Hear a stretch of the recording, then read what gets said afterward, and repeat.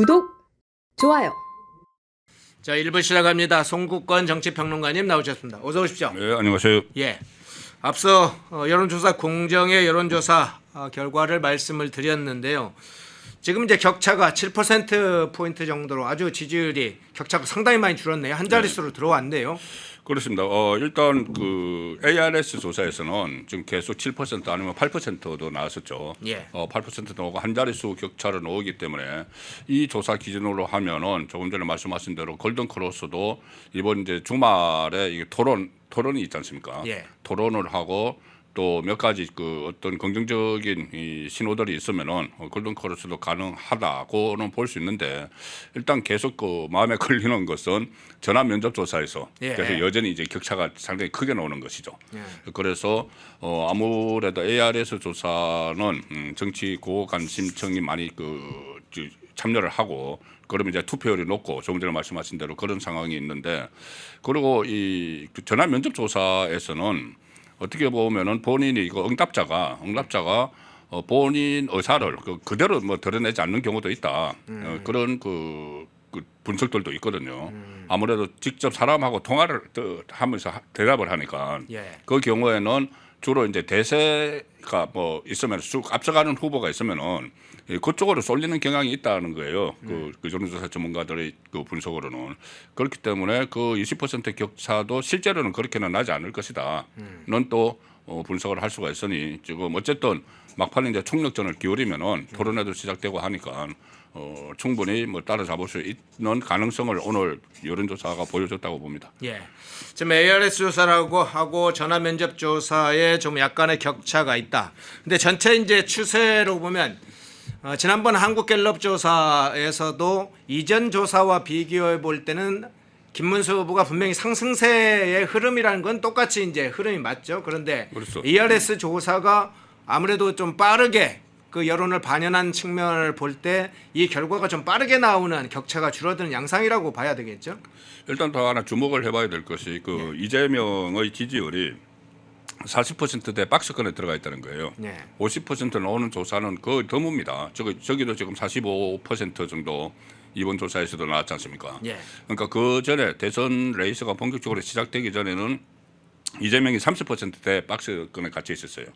그리고 본인들이 그때 이야기를 할 때는 민주당에서 나올 때는 지금은 30%대 후반이지만 이 본격적으로 레이스가 시작되면 확 올라갈 것이다. 그래서 뭐 가반 넘었을 것이다는 이야기를 하고 심지어 그 안에서는 역대 최다 득표를 할 것이다. 대선에서 그런 이야기까지 나왔습니다. 그러니까 역대 최다 득표가 87 체제 이후에 그 박근혜 전 대통령이죠. 51.6%.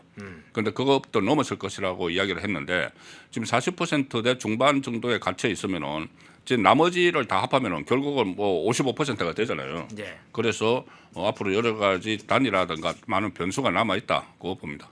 예. 어제 김문수 후보가 27%였지 않냐. 그 MBS 조사인데 앞서 말씀드린 전화 면접 조사.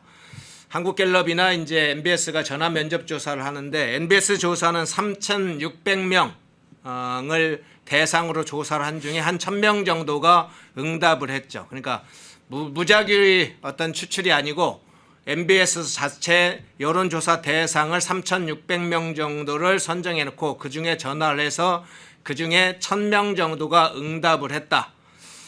딱 대상이 이제 어떤 나름대로는 평균적으로 잡았을 거라고 생각을 합니다. 그런데 그러다 보니까 그게 전체적으로 사실상 앞서 말씀드린 것처럼 실제 투표는 23%는 안 합니다. 지난 대선과 그 지난 대선을 볼 때 유권자들 모두 다 투표하는 게 아닙니다. 23% 정도는 안 하죠. 77%. 그 77% 투표하는 사람들이 실제로 어떻게 지지하느냐. 이게 결정적이고 중요하고 실제로 그 사람들이 선거 유권자들이 투표하러 오느냐. 이게 결정적인 것이죠. 지지율이 약간 뭐 4, 5% 파도 투표장으로 나오지 않으면 그게 허상이 되는 건데 전화 면접 조사에도 그런 약점이 있죠. 그래서 어제 아마 많은 분들이 김문수 후보 지지하는 분들한테는 조금 실망감을 줬을지 모르지만 ARS 조사가 또 다른 측면에서 참고 자료가 된다. 이런 부분도 한번 살펴봤고요.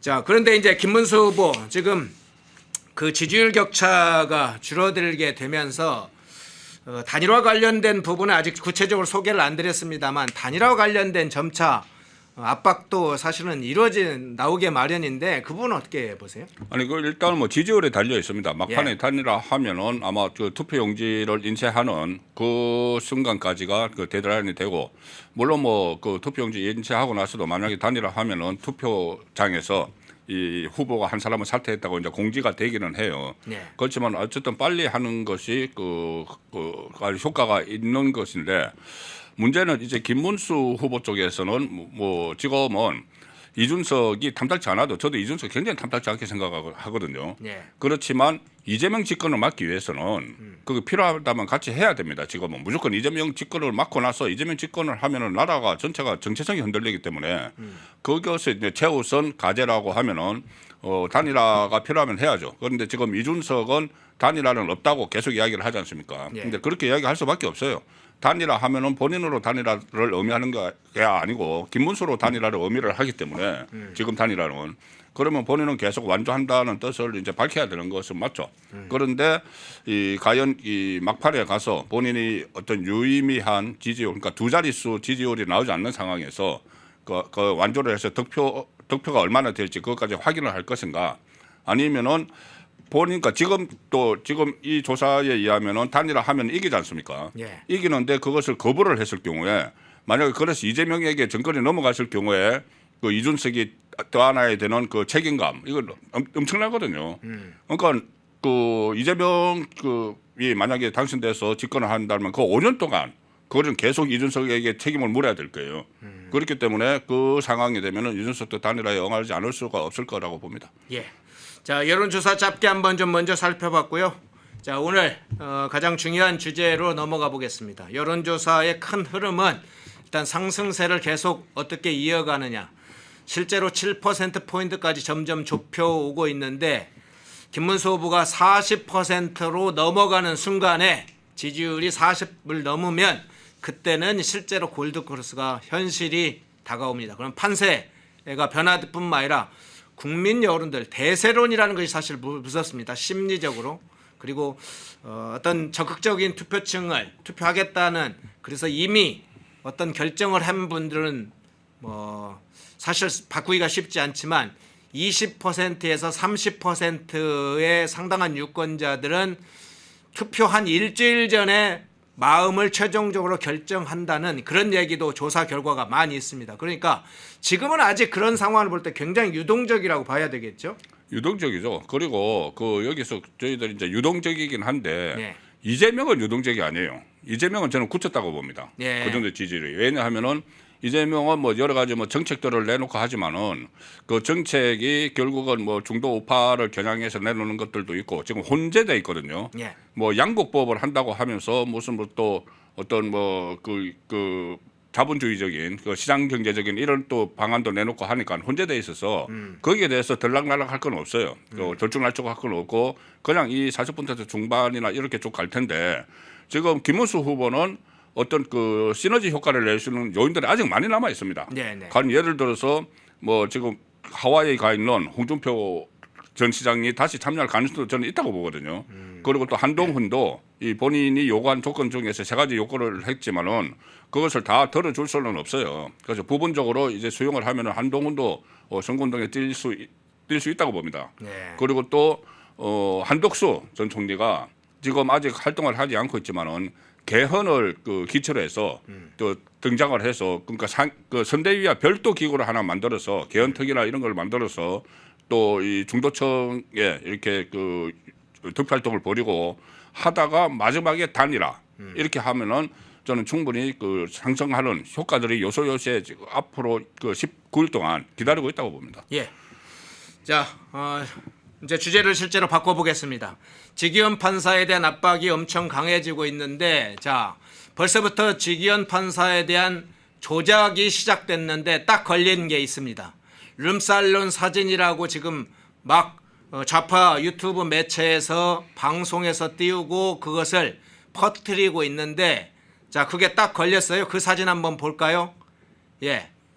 저 한번 사진에 보시죠. 저 사진 부분을 조금 제일 왼쪽에 있는 걸 좀 크게 키워줘야죠. 그러면 너무 작게 보여서. 자, 왼쪽에 사진을 저 한 유튜브에서 좌파 매체 유튜브에서 저게 지기현 판사가 지금 룸살롱에 가서 접대를 받고 있는 장면이다. 이렇게 방송을 했어요. 내람 담당 판사 지기현 슬기로운 룸빵 생활 남의 돈으로 2차까지 해서 저 판사가 지기현 판사가 지금 룸살롱에 가서 저렇게 접대받는 것처럼 저 사진을 띄웠어요. 방송에서 저렇게 하고 저게 이제 막 굉장히 많이 퍼져가고 있는데 저 사진이 어떤 사진이냐? 옆에 사진 한번 보여주시죠. 예, 이 사진입니다. 자, 앞서서 본 사진 보셨습니까? 저 사진을 흑백 처리 방식으로 정확하게 사람들이 잘 알지 못하게끔 흑백 처리를 해서 저렇게 처리를 한 겁니다. 저 장면, 자, 이게 윤계상입니다. 비스타 보이즈, 영화 비스타 보이즈, 윤계상과 하정우가 주인공으로 나왔던 비스타 보이즈 영화의 그 한 장면인데 저걸 흑백 처리를 해가지고 저게 지기현 판사다, 룸살롱에 가서 방송했다는 것처럼 방송을 해서 막 퍼뜨리고 있는데 저걸 역시 팬카페가 무서운 커뮤니티 카페들이 있습니다. 그것을 딱 잡아냈어요. 영화에서 장면이다. 저 장면 지기현 판사로 사진 조작하는 장면을 딱 잡아냈는데 역시 조작으로 여론을 만드는 것이군요. 저거 법적으로 문제되지 않나요? 영화 저작권이 있을 텐데, 예. 그 초상권도 있고, 저 아마 법적으로 문제 삼으면 좀 큰 문제 될 것 같아요. 그리고 아마 법적으로 뭐 제소를 하든지 저 해야 될 것 같은데, 저 조작 그리고 가장 큰 문제가 저는 이 제2의 어디죠 청담동 술자리 청담동사 술자리 그거 타고 저는 재판이라고 봅니다. 그거 왜 그러냐면은 제가 볼 때 세 가지가 똑같아요. 하나는 이게 제보를 받았다고 이야기를 하죠. 예. 제보를 받았다고 하는데 구체적인 증거 없이 제보를 받았다고 해서 막 조작을 하고 확인도 안 하고 제보가 혹시 왔다고 해도 제대로 확인도 안 하고 한 것이 지금 뭐 이재명 후보에 대해서 뭐 피섭 이야기 나오는 것도 전부 다 제보라고 하는데 다 가짜로 이제 판명이 났죠. 예. 그러니까 어쨌든 제보라고 하면서 무조건 막 터뜨리는 거 그것이 그때 청담동 때도 그랬잖아요.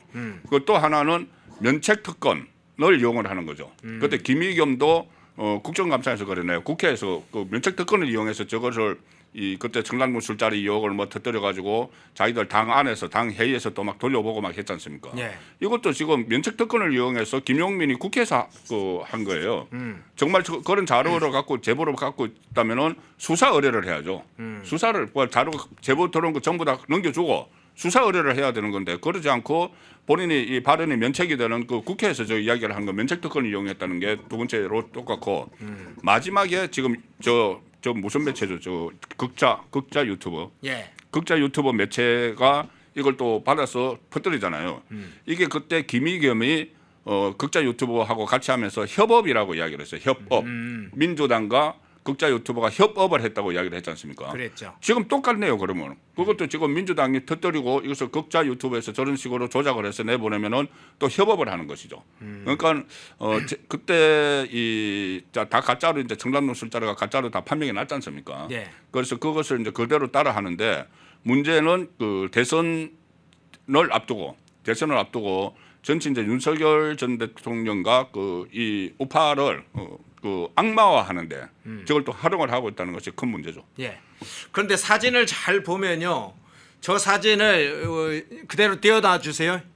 자, 영화의 그 사진을 사실은 그대로 사용하지 않고 흑백 처리를 해서 마치 지기현 판사인 것처럼 상황을 인식하도록 사진을 상당히 조작한 저런 식으로 해서 저 룸살롱에서 지기현이 저렇게 여성의 옆에 있고 여성 옆에서 여성이 이렇게 만지는 것까지 이렇게 조작하는 오히려 윤계상 하정우의 이 두 배우의 초상권 침해와 명예훼손 문제도 걸리겠는데요. 저는 그게 큰 문제라고 봅니다. 예. 그 두 배우의 초상권뿐이 아니고 또 명예훼손도 있죠. 그리고 또 영화 제작사가 저거 저작권을 가지고 있을 거 아니에요. 예. 영화 제작사가 또 저기 어떤 뭐 제소를 할 수도 있고 여러 가지로 법적 문제가 될 것 같은데 어쨌든 뭐 조작 또 다른 매체에서도 또 저렇게 하면 또 막 퍼뜨릴 거 아니에요. 예. 독자 매체에서 그것도 다 봐서 일일이 다 법적 조치를 해야 되죠. 그러니까는 지기현 판사 쪽에서도 해야 되고 그리고 저 영화사 쪽이나 또 배우들도 같이 그 법적으로 문제를 삼아야 되는 것이고 또 법원에서도 예. 법원도 좀 강력히 여기에 대해서 대응을 해야 된다고 봅니다. 네, 그 사진 계속 띄워놔 주세요. 다른 사진 말고 저 다룰 때 저 사진 아까 그 영화 사진 계속 띄워놔 주세요. 자, 그런데 사실은 이게 이제 한두 번이 아니지 않습니까? 아까 이제 청담동 술자리 시즌 2냐, 청담동 시즌 2냐 이 문제도 있지만 과거에 박근혜 대통령 탄핵 시절에도 보면 각종 막 그 구판부터 해서 뭐 미래 문제 이런 것까지도 조작을 하고 세월호, 이태원, 천안함 막 사건이 날 때마다 조작을 했잖아요. 그것에 그래서 아주 실제 사실인 것처럼 막 보도를 했지 않습니까?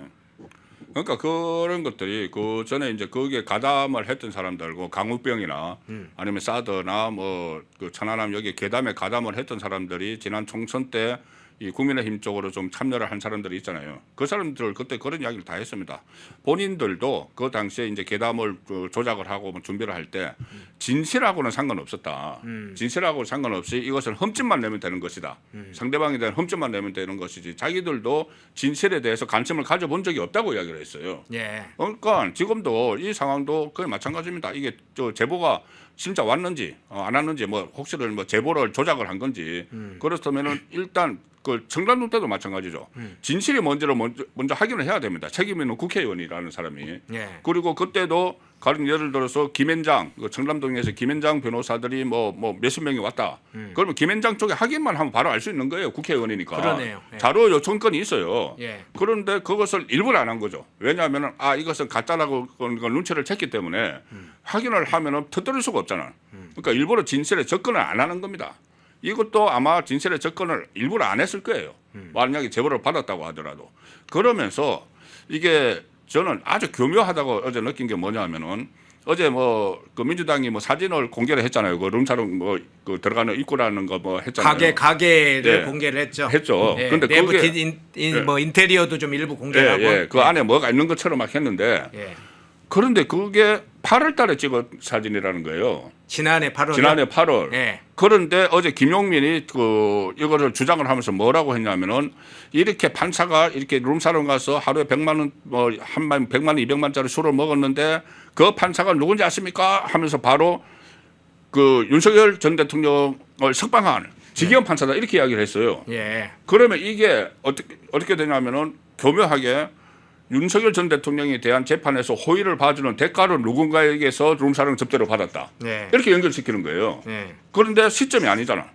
그 룸사롱 사진 찍은 건 8월이고 어쨌든 거기 뭔지 모르지만 8월 달 사진이고 그 윤석열 대통령이 그 계엄을 선포한 건 12월 달이고 그리고 뭐 재판 받은 거는 훨씬 뒤잖아요. 또 그렇게 매칭을 계엄하고 연관해서요? 계엄을 하고 연관을 했어. 그러니까는 윤석열 전 대통령에 대한 재판을 폐언의를 봐주는 대가로 룸사롱에서 술 얻어먹었다. 이런 식으로 역더라고 어제 제가 그 김용민 그 의원의 그 주장을 들어보니까는. 그런데 그것과는 전혀 상관없는 거잖아요. 만에 하나 그랬다고 하더라도 이번 윤석열 전 대통령 재판과는 하등 게 상관이 없는 거죠. 김용민 주장에 의하면 그러면 윤석열 대통령이 지기현 판사에 대해서 비상계엄을 하기 한 이미 4달 전에 내가 비상계엄을 할 테니까 너한테 내가 술집다이를 하겠다 뭐 이런 겁니까? 내 재판이 당신에게 이제 넘어갈 걸로 예상이 되니까 이렇게 되는 거죠. 아이 뭐 굉장한 상상력을 넘어서. 근데 민주당에서도 이 말이 안 맞는 것 같아요. 민주당에서 이런 이야기를 합니다. 일단 지기현 판사가 침묵하지 않냐, 무언의 말을 하지 않으니 인정으로 관주할 수밖에 없다 이러면서도 의원들마다 막 달라요. 박지원 의원의 경우에는 저 술 먹은 사람이 뭐 변호사 누구다 이런 사람을 하고 어떤 의원들은 검사하고 술 먹었다. 이게 말도 안 맞아요. 누구하고 뭐 검사하고 술 먹었다고 주장한 사람들 있고 변호사하고 술 먹었다고 주장한 사람들 있고 막 막무가내식으로 추측성 발언을 막 너도 나도 하고 있는데 서울중앙지법이 어제 이제 입장을 일단 밝혔습니다. 해당 의혹 제기의 내용은 추상적일 뿐만 아니라 구체적인 자료가 제시된 바가 없고 그로 인해 의혹의 진위 여부가 확인되지 않았다. 이게 사실인지 전혀 내용이 없다, 근거도 없다, 뭐 이런 입장을 밝혔는데 언론에서는 어떻게 서울중앙지법 입장을 어떻게 보도를 하냐면 그냥 입장이 없다는 식으로 보도를 하더라고요. 입장이 없죠. 예. 아니 입장이 뭔가 저게 뭐 일이 있어야지 입장을 내는 것이죠. 일이 없는데 어떻게 그 입장을 냅니까? 그걸 이런 거죠. 저는 이런 그 해명을 그 법원의 해명을 보면서 아 그래 이 정도가 입장 내는 게 딱 맞다고 생각을 한 게 네. 그거 있지 않습니까? 조희대 대법원장을 그때 뭐 청문회 출석을 하라고 했는데 네. 불출석 사유서가 짧다고 이 시비를 걸었잖아요. 네네. 그런데 불출석 사유서가 짧을 수밖에 없어요. 불출석해야 되는 이유가 명확하기 때문에 그 불출석하는 이유가 불출석을 하면은 어떻게 입법부가 사법부의 재판에 대해서 그것을 뭐 파헤치겠다는 거냐? 이것은 헌법과 법률 위반이다. 딱 짧잖아요. 간단 네. 명료하잖아요. 네. 불출석하는 이유가. 그러니까 불출석 사유서가 짧은 거죠. 이것도 뭐 조작이고 이런 것이고 또 그 내부에서 이렇게 파악을 해보니까는 이것은 너무나 추상적이라는 것은 팩트가 없다는 이야기잖아요. 팩트가 없으니까는 더 이상 뭐를 설명을 하겠어요. 그러니까 이건 추상적이고 그 사실이 아니다는 의미를 그 안에다 다 담았다고 보면 다 짧은 예. 문장 안에. 혹시 지기현 판사 사진도 지금 준비된 게 있나요?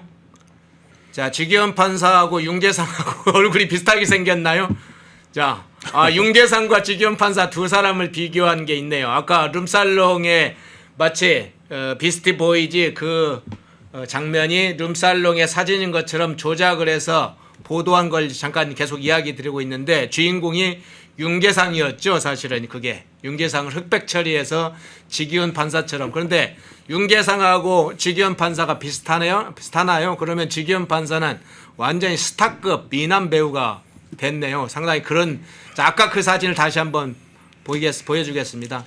자, 저기 사진 흑백 처리를 한 거면 어디 그 노숙객처럼 상황을 만들어놨어요. 자, 윤계상을 노숙객으로 만들어 놓고 저렇게 흑백으로. 자, 그 옆에 사진 한번 보겠습니다. 사실 이렇게 윤계상이 젊을 때의 그 모습인데, 자, 그런데 김용민 의원이 지기현 판사의 룸살롱 접대 관련 사진이 있다 이런 게 계속 이야기는 하는데 뭐 그 사진을 공개하고 있진 않아요. 어떻게 보세요? 아니 만약에 사진이 있다면은 지금 이렇게까지 이것은 뭐 제2의 청담동이다 이렇게까지 지금 언론에서도 그렇게 보도를 하고 있지 않습니까? 예. 그럴 가능성이 높다고 하면은 사진을 공개를 벌써 했겠죠. 아니면은 사진을 뭐 필요하다면은 뭐 법원에 제출을 하겠다. 그 이야기를 했었지 않습니까? 근데 아직 뭐 법원에 제출을 했다는 이야기도 없으니까 사진이 있는지 없는지도 불명확하고 만약에 사진이 있다고 하더라도 저런 사진 아닐까? 아니면은 그 룸사롱 입구하고 내부 인테리어가 그거 아무데나 가서 그거 찍으면 되는 거잖아요, 그거는. 그렇죠. 그때 청담동 때도 그런 뭐 극자 유튜브에서 그런 방송을 했어요.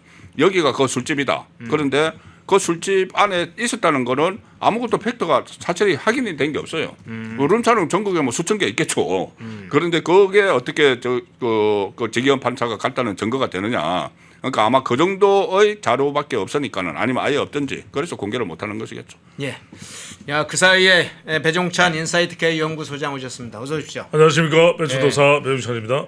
저희가 지금 지기현 판사 저 네. 관련해서 비스티 보이즈의 영화 그 한 장면을 갖고 룸살롱 지기현 판사가 저 룸살롱에 가서 술 먹은 것처럼 저렇게 좌파 매체가 보도하고 이걸 막 퍼뜨리고 있는 그걸 지금 보여주고 있었어요. 요 이제 장면은 안 봤을 텐데 네네, 느낌이 봤습니다. 어떻습니까? 봤어요? 말도 안 되는 이야기죠. 그런데 저는 어떤 분석을 하게 되냐면 지금 뭐 대선 후보 지지율로 봐도 결코 이재명 후보가 불리하다고 할 수는 없잖아요. 조금이라도 유리하면 더 유리한 것인데 네. 그럼에도 불구하고 김용민 의원 또 민주당에서 이따가 또 이야기하겠습니다만 사법부에 대한 지속적인 압박을 하는 걸 보면 저는 뭔가 우리가 공식적으로 또는 드러나서 보지 못한 자료 중에 네. 이재명 후보가 상당히 토론이나 또는 막판 선거전에서 위태로울 수도 있다 이런 뭔가 상황이 있을 수도 있는가 봐요. 아니, 그러니까 이렇게 말도 안 되는 가당치도 않은 사진을 가지고서 지기현 판사 방금 전에 지금 김용민 의원이 지기현 판사를 구구의 영웅으로 지금 만들어버린 거 아니겠습니까? 그죠? 그리고 인물도 지기현 판사 그 자체로도 잘생긴 인물이지만 윤계상 배우하고 또 비교를 해버림으로써 우리 계상 오빠가 됐어요. 또 계상 오빠예요, 그러니까 지기현 판사가. 이게 이렇게 돼버리니까 오히려 더 영웅을 만들어주는 겁니다. 우리가 한 예가 있는데 2021년 기억나실 거예요. 그때 서울시장 보궐선거 할 때도 말도 안 되는 생태탕으로 생태 쓰면서 오세훈 후보를 압도적으로 서울시장으로 만들어줘 버렸지 않습니까? 네. 기억나시죠, 그죠? 예, 그러네요. 그러니까 저는 이것도 지금 뭔가 상황이 안 좋은 것 같아요, 민주당 쪽에. 왜냐하면 전혀 하등 이를 이유가 없거든요. 지기현 판사를 왜 지금 불러 소환을 하죠? 그런데도 불구하고 지금 가당시도 않은 사진, 비스티 보이즈라고 하는 영화 사진을 놓고서 저건 정말 누가 봐도 다 윤계상이고 옆에 또 하정우도 있잖아요. 예. 그럼 누구 또 한 사람 더 나와야 되나요? 아, 또 주인공이 또 있나요? 모르겠어요. 그러니까 지금 비스티 보이즈 정말 이런 상황이 전개된다는 것 자체가 밑에 주연 윤계상 하정우까지 적혀 있네요. 그런데도 불구하고 떡하니 이걸 지기현 판사라고 우기는 것은 뭔가 지금 민주당 내에 말 못할 속사정이 있는 거 아닌가. 이게 이른바 굉장히 지금 이재명 후보로서는 불덩어리가 될 수도 있는 거 아닌가. 저도 모릅니다. 그렇지 않고서 이렇게까지 지금 판세에서 지기현 판사까지 불러낼 일일까 싶은 생각이 듭니다. 예. 자, 룸살롱 사진 조작 딱 걸린 장면들 저희가 찾아서 그걸 좀 집중적으로 보도를 해드렸습니다. 펜앤마이크와 광동이 함께 준비한 광동 녹용 전립선보감 펜앤마이크 TV 세 번째 단독 혜택 1개월분 한 박스에 22만 5천 원, 2개월분 두 박스에 40만 원, 3개월분 세 박스에 55만 원. 펜앤마이크 구독자 전용 댓글 상단 할인 링크에서 구매 가능합니다. 전화 문의는 2661-6915, 전화 문의는 2661-6915. 펜앤마이크와 광동이 함께 준비한 광동 관절 팩트 더 프리미엄 펜앤마이크 TV 첫 번째 단독 혜택 1개월분 한 박스에 49,000원, 2+1 특별 이벤트 3개월분 세 박스에 98,000원. 펜앤마이크 구독자 전용 댓글 상단 할인 링크에서 구매 가능합니다. 전화 문의는 2661-6915, 전화 문의는 2661-6915. 펜앤마이크와 광동이 함께 준비한 광동 혈당엔 유산균, 혈당 상승 억제, 배변활동 장 건강에 좋은 혈당엔 유산균, 펜앤마이크 TV 두 번째 단독 혜택 2개월분 한 박스에 18,000원, 6개월분 세 박스에 48,000원. 펜앤마이크 구독자 전용 댓글 상단 할인 링크에서 구매 가능합니다. 전화 문의는 2661-6915, 전화 문의는 2661-6915. 펜앤마이크에서 추천하는 영상도 보고 가세요. 다른 영상도 즐기시려면 구독 버튼을 꼭 눌러주세요.